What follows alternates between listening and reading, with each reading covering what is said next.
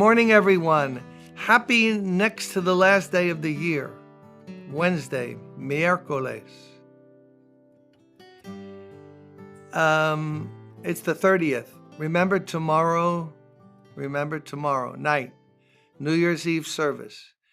I'm asking God to have a message for you that will help us enter into the new year with our eyes on Christ and ready to do his will and bring glory to him. And then very soon we're going to go home.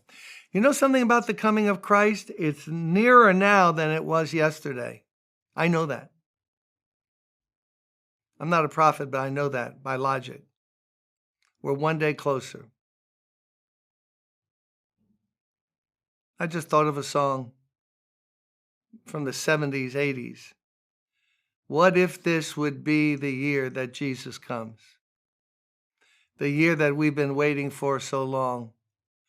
We'd have so little time to get our loved ones in if this should be the year that Jesus comes. How would I ever think of those words?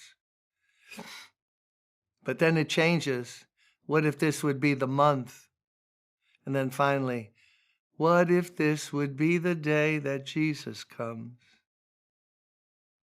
Let's live. Come on, let's live out the end of this year and every day. This could be the day. I mean, he's going to come one day, and he says in a day that you think not. So if you say, no, he can't come today, then be very careful.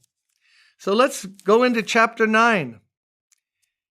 There's no need, 2 Corinthians, for me to write to you about this service to the Lord's people. What is he talking about? Little review. He's collecting money from all the churches that he can find, especially in Greece. Macedonia is what it's called in the north, Achaia in the south. And he's challenging Corinth, the Corinthian church, which is in the south. Get that money. I'm sending Titus and some people to collect it from you. Remember, you promised you would have it ready. Because we're going to rumble, we're going to send this money, bring it. I'm going on the group myself to bring it to Jerusalem. Help those saints in need. There's no need for me to write to you, chapter 9, about this service to the Lord's people. Notice it's a service. For I know your eagerness to help, and I've been boasting about it to the Macedonians, the people up north, telling them that since last year, you in Achaia were ready to give, and your enthusiasm have stirred most of them to action. Oh, there's some good truths in here. Let's see if we unravel them. There's no need for me to write to you about this service to the Lord's people. For I know your eagerness to help, and I've been boasting about it to the Macedonians, telling them that since last year, you in Achaia, the southern part of Greece, were ready to give, and your enthusiasm have stirred most of them to action. So what's happening here? Why would God put that in the Bible? Well, among other reasons, I gather two lessons from that.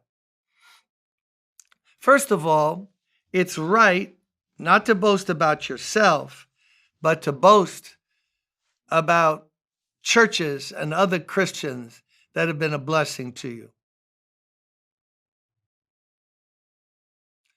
Paul says, I've been, telling the Macedonian churches, I've been boasting to them about, hey, listen, Corinth down in Achaia, they don't play. No, they don't play. They're ready to give. I boasted in that.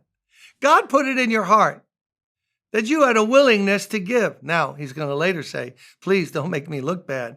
Now that you have that willingness to give, let's get the money together and have it ready to be shipped out to help people. But notice you can boast. You can boast in places. I was in Hong Kong once with pastors from mainland China. Oh, did they inspire me. I came back and I told everyone I was around for the next 6 months, oh my goodness, you have to see how strong their faith is. Women who are leading small groups in the house churches. I know some of you are bothered by women and all that. I'm just telling you what I saw, and I admired those women. Oh my goodness.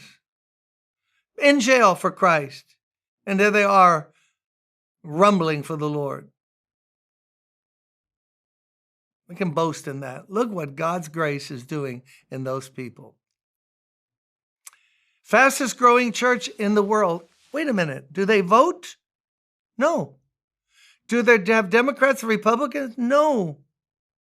Do they agree with the philosophy of the dictator there of China? No. Do they complain? No. Do they rock and roll and win converts and the church is expanding? Yes. Do they pray? Yes. Do they love one another? Yes. Do they have faith? Yes. What a lesson to us. That should not only be something we can boast in. Look at those Christians. But notice Paul uses it to spur on someone else. That their example, the example of the Corinthians wanting to give, will affect the Macedonian churches. It's a kind of godly psychology, not manipulation. Because the example that Corinth set is now affecting Macedonia. Like, what? They wanted to give from the very beginning? Well, what's wrong with us? Oh, that's right. That's right.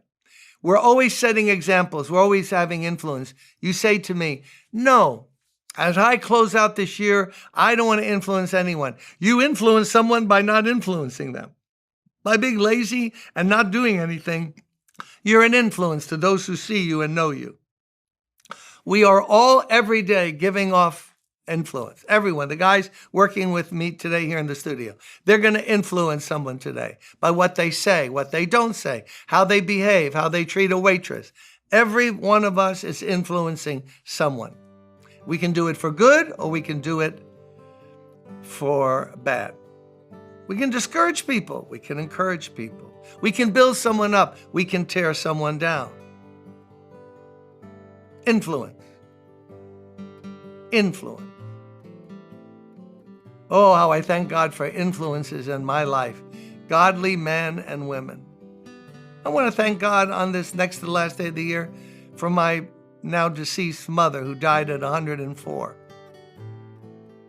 What an influence she was to me. And you know what? She never had a lot of conversations with me. She did talk to me about the Lord and always speaking about the Lord. But you know what I got most from her? Her life, her influence. It spurred me on to be a giver. Look how my mother gave. I want to give like that too. Come on, let's be a good influence, a good example to someone today. Remember, tomorrow night, New Year's Eve. God bless you.